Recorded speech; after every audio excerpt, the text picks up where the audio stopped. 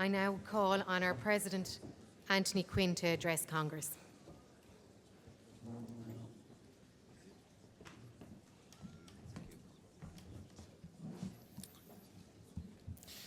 Ira, Hildegarde Naughton, a Carja, a Huskary, a Ian Ushla, a Coglacia, agus a Vald and TUI, to Falcha Roiv, go Covla, Codoil Blintwell, and Aintus Muncherieren. Minister, thank you for being here. Your presence matters because there is value in direct dialogue, in hearing from the Minister of the day, and in the Minister hearing directly from the profession, not through a briefing note, not through a press release, not through a consultation summary, but directly from those who live the consequences of policy every day in the schools across this country. And let me say this from the outset. This union is not a gathering of naysayers, and it is not a gathering of casual bystanders. This is a gathering of experts, of practitioners, of people who hold together one of the most important institutions in the state.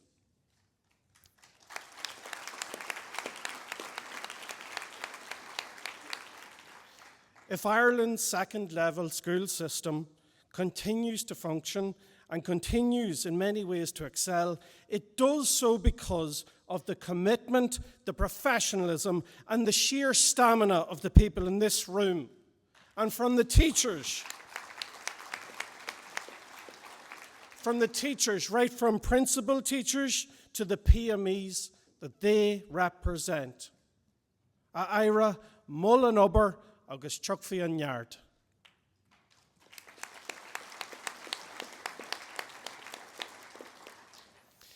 Minister, the delegates that you see here before you have spent this morning and yesterday dealing with the realities that define second-level education in 2026.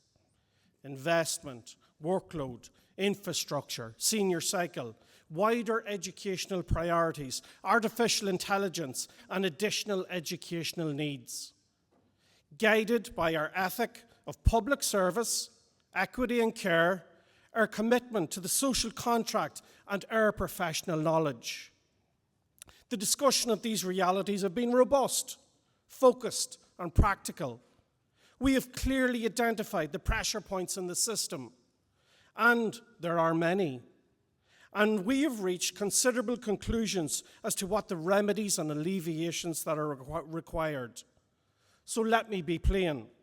Because the issues facing second-level teaching are far too serious for euphemisms and coy diplomacy. Schools and teachers are at a breaking point. The strain's unsustainable. The gap between what was being asked of the profession and what is being provided is too wide. And your department, Minister, bears much, if not all, of the responsibility for the sorry state of affairs.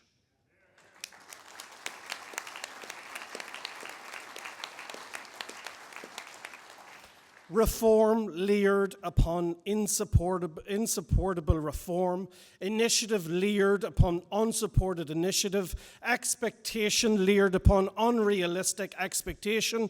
Such a frenzy of demand does not improve educational quality. It destabilizes it. That is the central truth that I want to put to you today. The Irish second-level system is being held together by teacher goodwill, and teacher goodwill is being abused.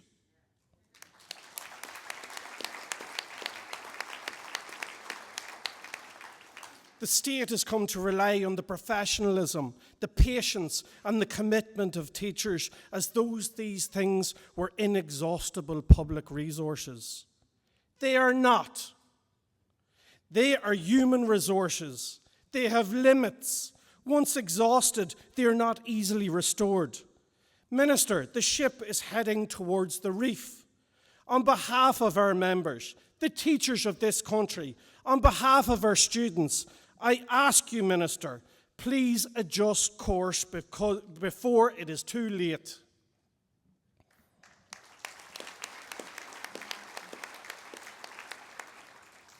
Excessive, unsustainable, often pointless workload is now the great disfiguring fact of second-level teaching.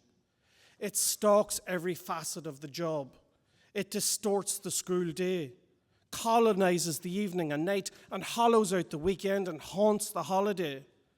This morning, Congress passed resolutions asserting the right to disconnect, opposing the encroachment of work into personal time, condemning the ever-expanding inequitable burden on post holders. The fact is that the always-on culture is becoming normalized in schools, and that should alarm you. Minister, a profession that is denied a defensible boundary between work and private life is a profession being worn down in plain sight. It is not simply that teachers are busy. We've always been busy. It is that the work has become swollen with demands that are often tangible to the core. Professional active teaching. The teacher is increasingly expected to spend valuable time, wasted, most would say, on bureaucratic and professional procedural workload that serves no useful educational purpose.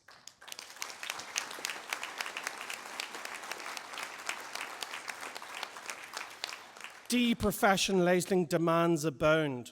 To document, to record, to monitor, to upload, to attend, to complete, to report, to plan, review, align, evidence, and of course to account for every single one of those things.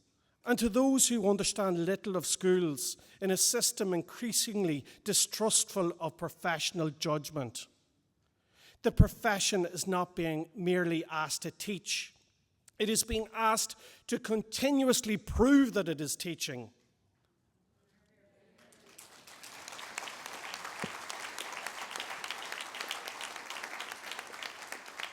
And so what happens?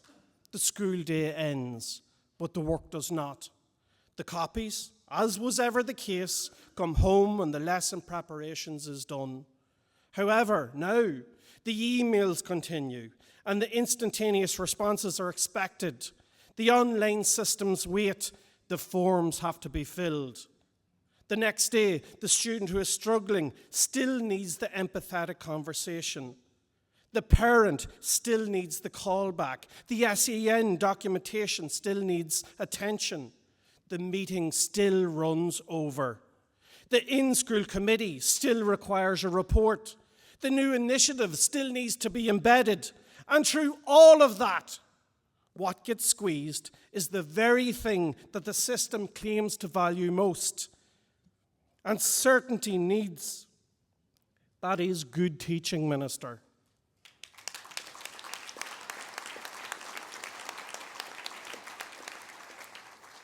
This is why excessive, unsustainable workload is not just an industrial footnote. It is a profound educational problem. A teacher who is overloaded is not merely a worker under strain. It is a professional whose capacity to serve students is being steadily diminished by the very structures that claim to support learning. Teachers cannot give their best when every part of their day and night is already spoken for. They cannot sustain the hidden labour, the transformative interactions of school life when every formal minute is claimed in advance.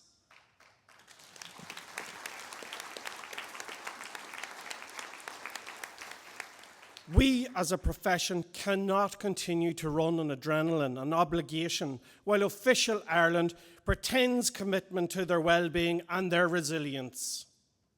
And what is especially corrosive is that much of this overload comes wrapped in the language of improvement.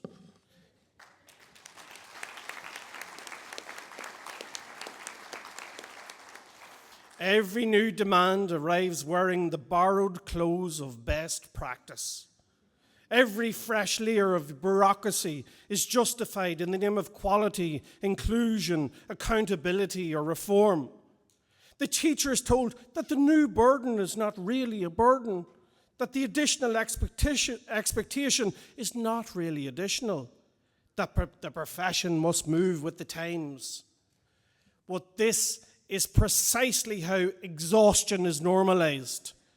Teachers are not resisting modernity when they say, enough is enough.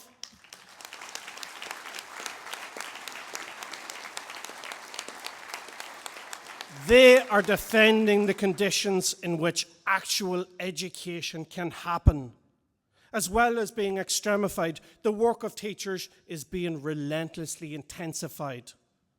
One of the main engines of this intensification is the ever-increasing volume of instructions, updates, compliance demands and guidelines emanating from the Department of Education and Youth and associated agencies. Every such demand may look modest in isolation. Every instruction may appear manageable on paper. But nothing in a school exists in isolation. Everything lands somewhere because it becomes somebody's additional workload. Everything has to be read, interpreted, explained, timetabled, actioned, monitored, and absorbed. And where does it all ultimately land?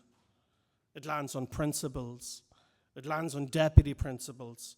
It lands on assistant principals. And it lands on class teachers. It lands on year heads. And it lands on SEN coordinators. It lands on those whose actual working day and nights are already full before the next demand even arrives.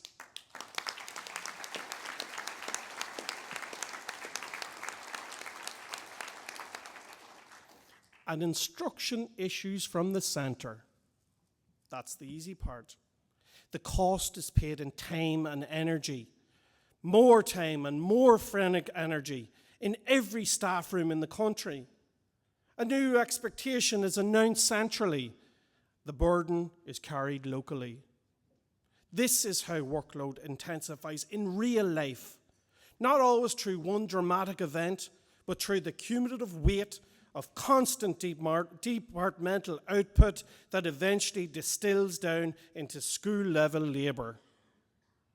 And because schools are serious places filled with conscientious people, teachers and school leaders do not shrug and ignore these demands. They do their level best to absorb them. They try to protect the students from the added pressure. They try to keep the school moving.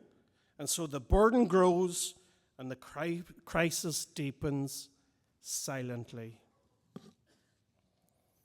The result is a profession that is now burnt out and at breaking point.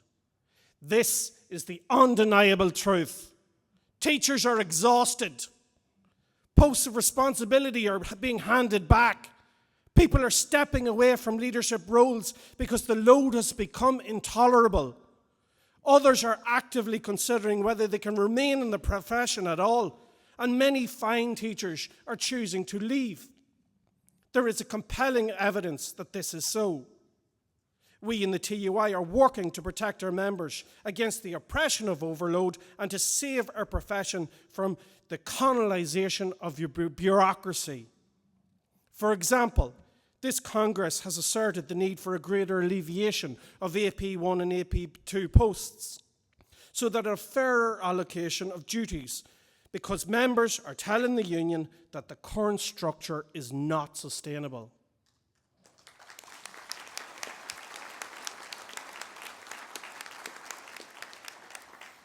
Minister, if you and your officials take nothing else away from today, you need to understand that the public education system cannot be run on the finite fuel of volunteerism.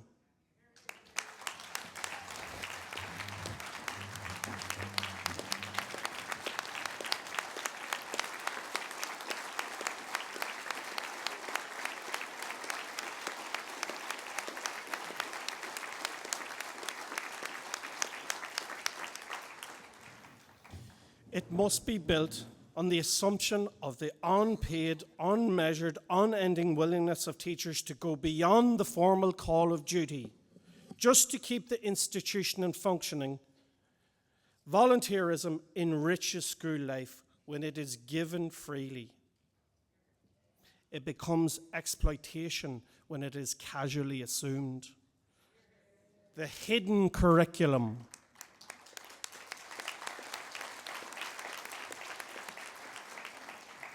The hidden curriculum, the clubs, the teams, the rehearsals, the trips, the mentoring, the extra support, the quiet acts of care, kindness, and leadership. That's what makes schools humane places. But it cannot survive if teachers are already exhausted before the day is half done. A burnt-out profession cannot sustain a vibrant, enriching school culture. A profession at breaking point cannot endlessly absorb more. The profession deserves more, better than this, and so do the students we serve. I now speak directly to teacher supply, because workload and teacher supply are not separate problems. They're inextricably connected. If a profession becomes harder to endure, it becomes harder to sustain. It becomes harder to enter, and fewer will sign up. If it becomes impossible to build a life around, people will leave. The teacher supply problem is not a mystery. It is a logical consequence of policy choices. And yes, the government will point to the measures taken. There have been some, but as the TUI has consistently stated, they are pitifully and predictably inadequate, ineffectual, and sometimes ill-judged. The application of dock leaves to a third-degree burn.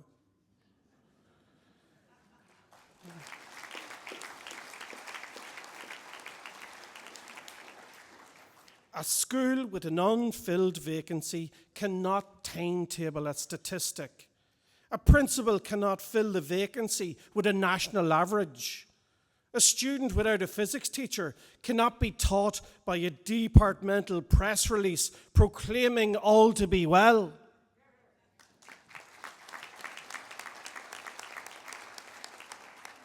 Minister, the crisis, what crisis? Charade must stop. The real question is brutally simple. Can schools get the qualified teachers they need in the subjects they need them, where and when they need them? Too often, the answer remains no. And where that answer is no, the damage to students is immediate and potentially profound. Subjects become vulnerable. Some are lost. Timetables become contorted. Existing staff absorb extra classes, yet more workload. Support hours are cannibalized. Students lose options and continuity, and small schools lose breadth. GESH schools lose stability. Rural schools lose choice. Sometimes communities lose schools and hope. Congress has identified the critical need for class size reduction, especially in practical subjects and in GESH schools, because members know that shortages and overcrowding hit hardest where students need the most. And why would a young person who is considering teacher as a career not hesitate? They see a long and expensive route into teaching. They see fragmented first contracts, often on low hours, low income, distant from home. They see themselves falling victim to the housing crisis, a scandal that successive governments have abjectly failed to address, much less resolve.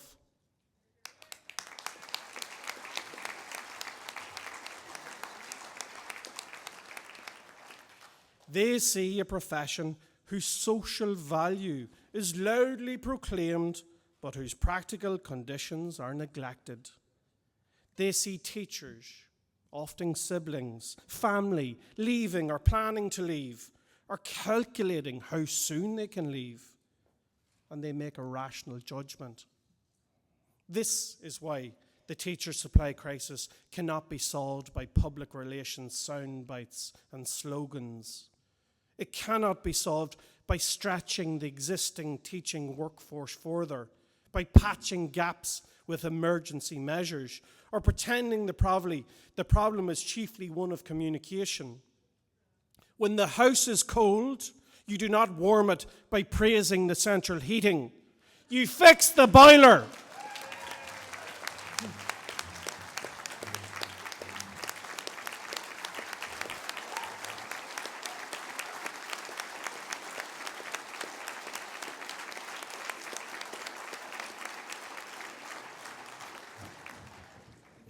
In the same way, when the profession is struggling to attract and retain teachers, you do not solve it with displacement activity. You solve it by making the profession more livable, more sustainable, and more attractive.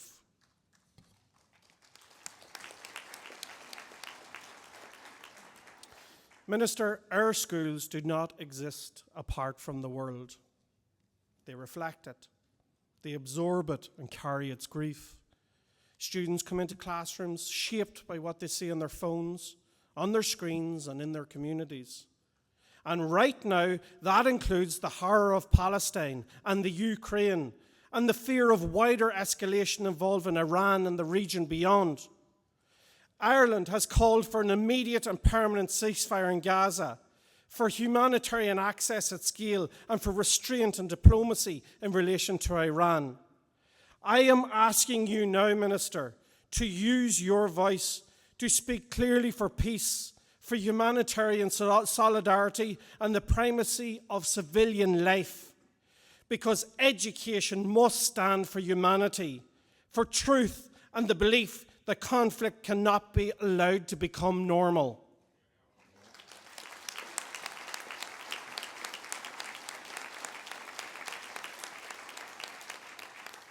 We here today detest that schools and young children are being indiscriminately targeted as a consequence of war. As educators, we call out this grotesque action and call for it to stop immediately. And alongside these words must come political follow-through. The government promised action on the Occupied Territories Bill, and that commitment remains on the record.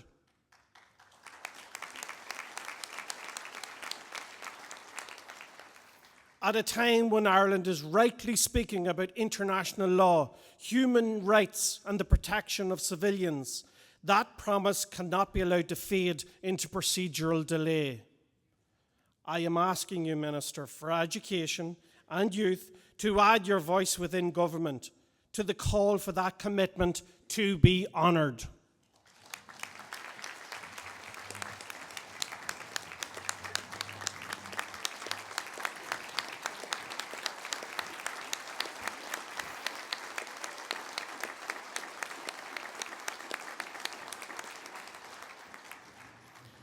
Young people notice the gap between what the state says and what the state does.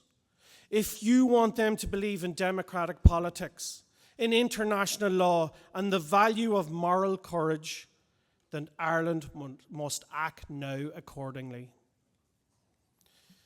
Another elephant in the room here today is senior cycle redevelopment. Let me say clearly and without qualification, the TUI is not opposed to meaningful reform. We know that there are real pressures around the points race.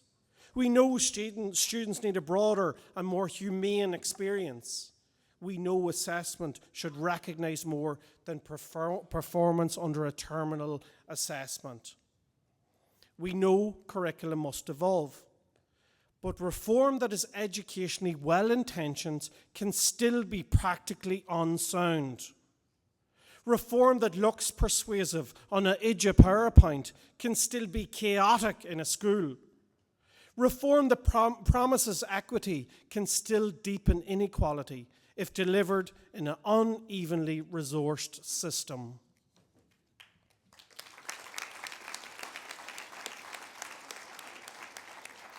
On behalf of teachers, we in the TUI legitimately ask whether schools have the specialist rooms they need, the laboratory capacity, workshop space, PE halls, ICT and adequate teacher allocation, whether the senior cycle redevelopment comes with sufficient high-quality professional learning opportunities and realistic implementation timelines. Teachers are entitled to ask whether what is being piloted or supported in one setting can be fairly expected of every school in the country. These are not questions of people resistant to change.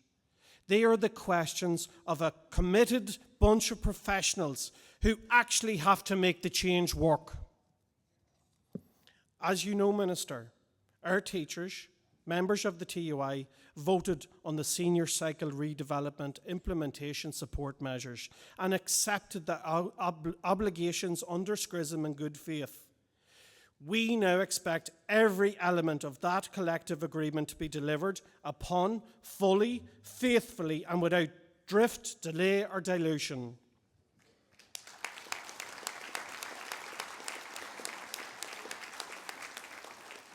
This is what Congress demands, what honour demands, and Minister, what you should command. Now, we do welcome the announcement about the introduction of the post responsibility to support senior cycle. We welcome how the TUI feedback was taken on board and how this will benefit TUI members in their schools. Exactly what the County Leitrim branch sought in Motion 258. We also expect and demand written assurances that the promised local bargaining payments under the Public Service Pay Agreement will be applied as agreed with your department, as communicated to our members, not altered, not paused, or not clawed back.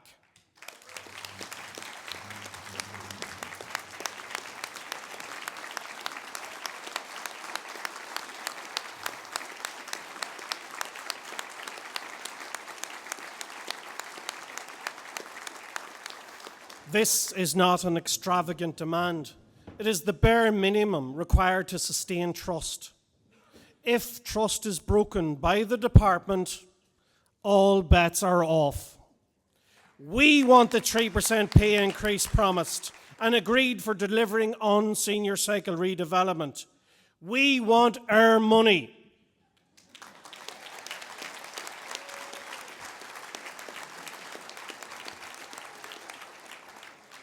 Our members need it. They live in a world where bills must be paid on time. This money was due from last September. Teachers have delivered. Teachers have cooperated. Teachers have moved. The department must move now, not eventually.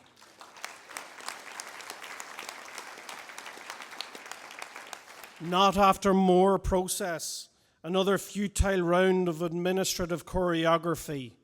Now.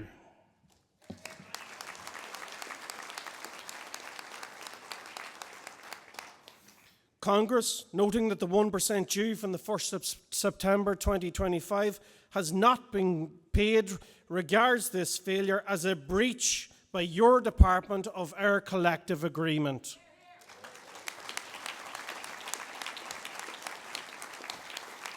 This failure is not good.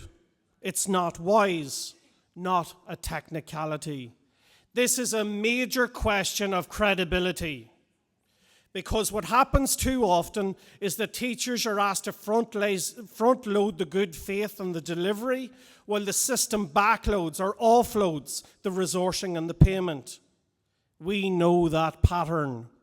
We have lived that pattern. We are told to cooperate first, to trust the process, to engage constructively, to keep the show on the road. And then somehow, when it comes to the state honouring its side of the bargain, there's delay, hesitation, reinterpretation, and drift.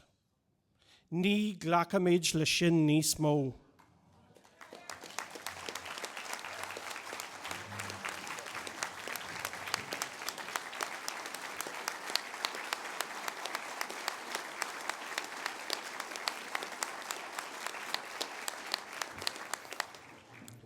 Minister, your department has had its quo. We want our quid. Quid pro quo, as they might say in Ballabay Livestock Mart on County Monaghan.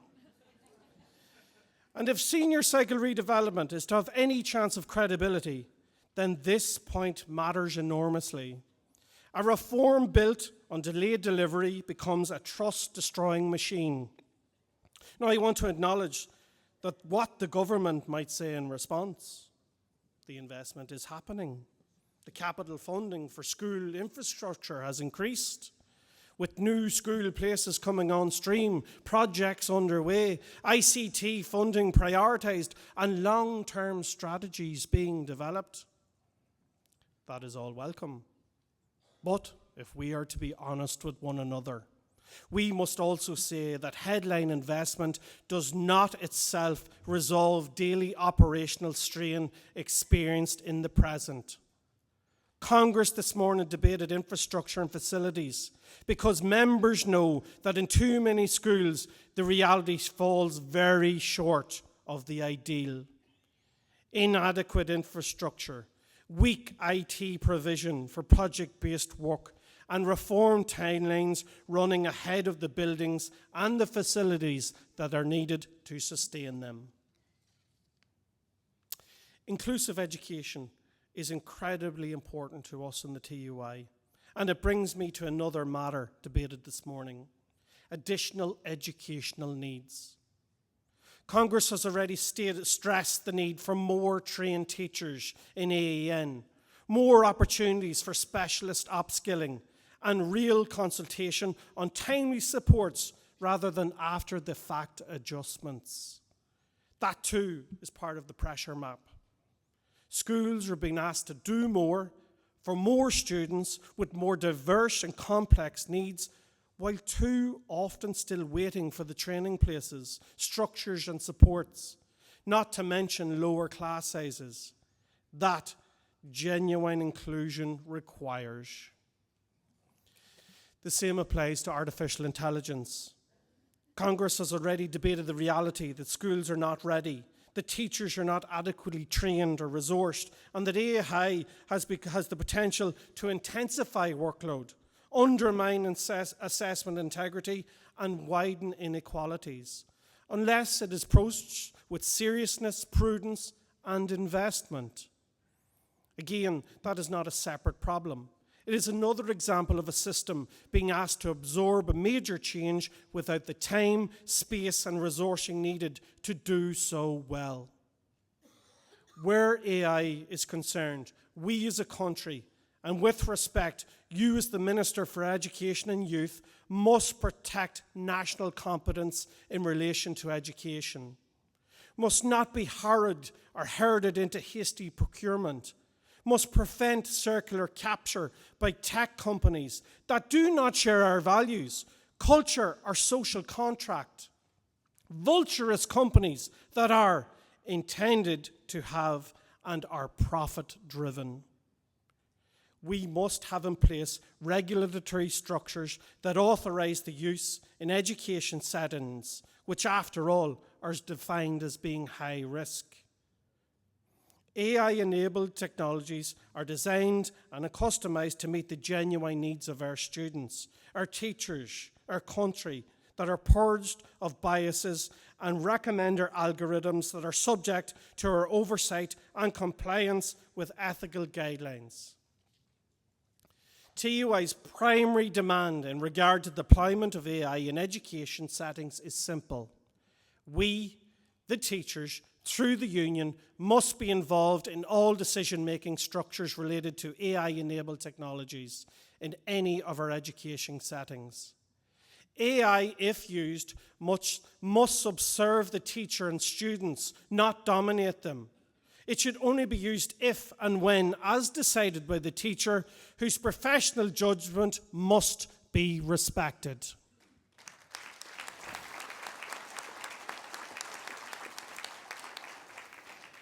AI, after all, does not teach. Teaching and learning existed and have always existed entirely independently of AI. the human relationship at the heart of things. We are therefore most concerned, Minister, by the government's ill-conceived, dangerous support at EU level for the deregulation of AI, the digital omnibus. If the brakes of that banger are released, it could roll over all of us, Minister.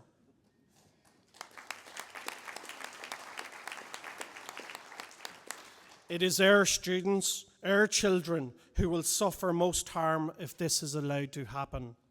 History will judge harshly those who allow it to. And here we come to the most uncomfortable truth of all.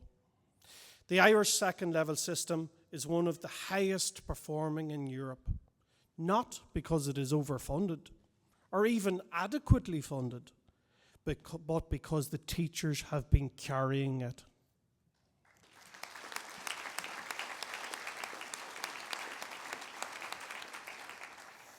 The profession has made an inadequately supported system perform beyond what could reasonably be expected, and that is admirable. It is also politically dangerous, because overachievement under strain can produce a fatal illusion that the system is more robust than it really is. It allows government to mistake sacrifice for sustainability. We must break that illusion. Schools are not endlessly elastic. Teacher capacity is not infinitely expandable. Goodwill is not a permanent substitute for resourcing. And if the state continues to operate as though the profession will simply keep finding a way, then one day it will discover, too late, that there is no way left to find.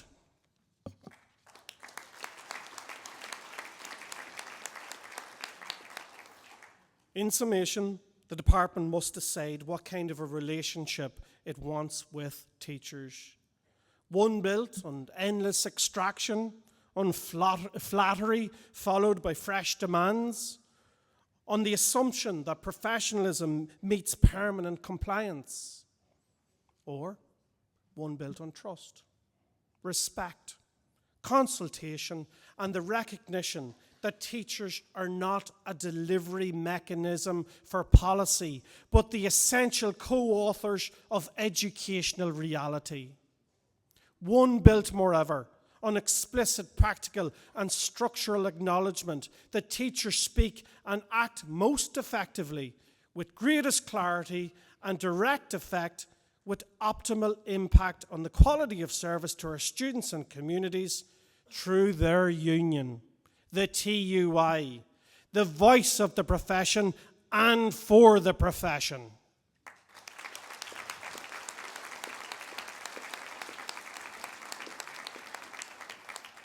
Because this is the truth, Minister. If teachers do not trust the direction of reform, reform will stumble.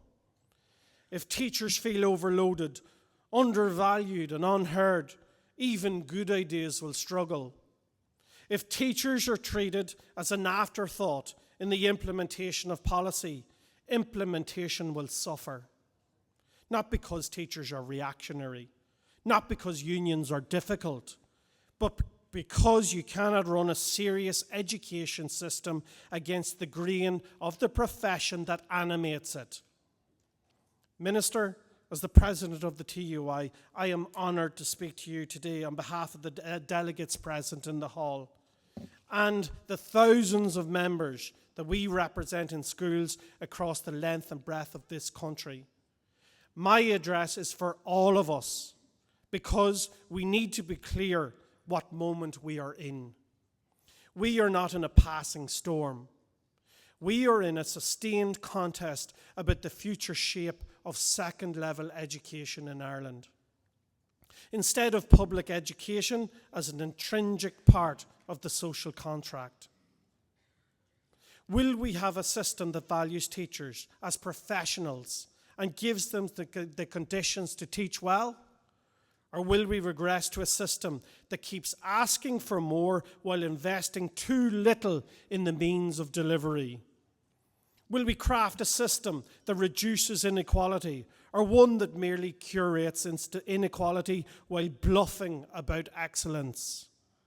Will ours be a system shaped and co-created with teachers, or one increasingly imposed on them? Those are the real questions before Congress, and we must not be timid in asking or answering them. Teachers want their profession back. They want time to teach.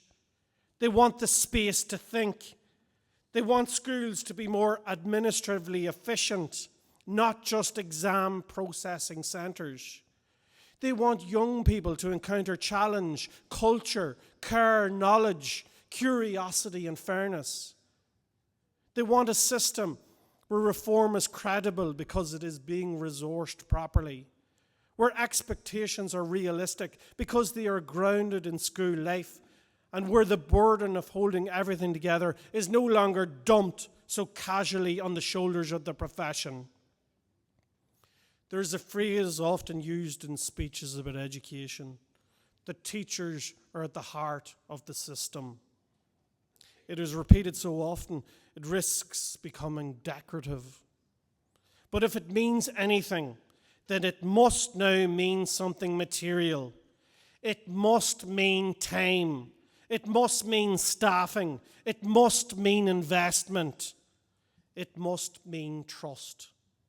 It must mean when teachers say the burden is too great, the answer is not another appeal to resilience, that the answer is relief, alleviation, and understanding. Minister, you're relatively new in the office. That gives you a clear and valuable opportunity. You can decide that this union and our profession will be heard differently. You can decide that teacher workload will be taken seriously. You can decide that supply will be addressed at the root rather than endlessly patched at the edges. You can decide that senior cycle redevelopment will proceed only when and where schools can genuinely sustain it. You can decide that every element of the schism will be delivered. You can decide that the promised 3% will be paid. You can decide that the return on the investment in schools will be measured by what teachers and students actually feel in their daily lives. But opportunities narrow if they are not seized when the time is ripe. And this hall has heard enough over the years to know the difference between sympathetic language and decisive action.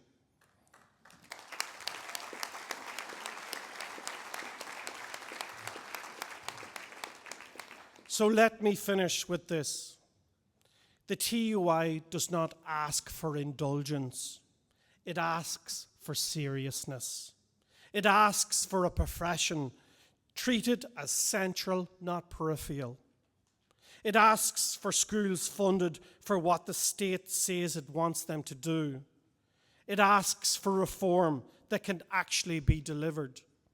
It asks for a system in which teachers are not driven to exhaustion in the act of sustaining excellence.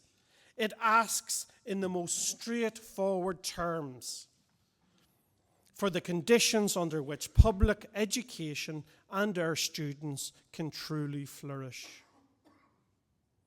There is something worth fighting for. A second-level system worthy of the young people it serves. A profession worthy of the commitment that teachers pour into it. A profession worthy, or a public education system that does not merely survive because teachers compensate for its weaknesses, but succeeds because the state finally decides to match their commitment. A public education system that fosters, champions, and sustains democratic ethic, impulses and actions in a world where that is more under evident and increasing threat. Mar focail scóra ira, ní leor focail maithe na ja inchin.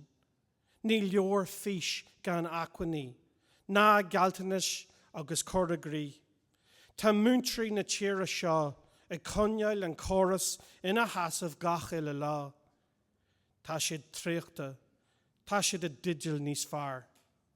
Caifar an tullach ibre a léadú, an gar céim acreacht agus conneilach a réiteach, gach galtanis faoin scrism a cólínú, an tardú pá, an trífin géad a écu, ó man fór seo caite a hort de múntrí, agus an sreis an sreacht an mhuinú i gheart agus an vestiacht fear a dhéanamh inar scolinne. This is the task. Go raibh míle maith ó gibh.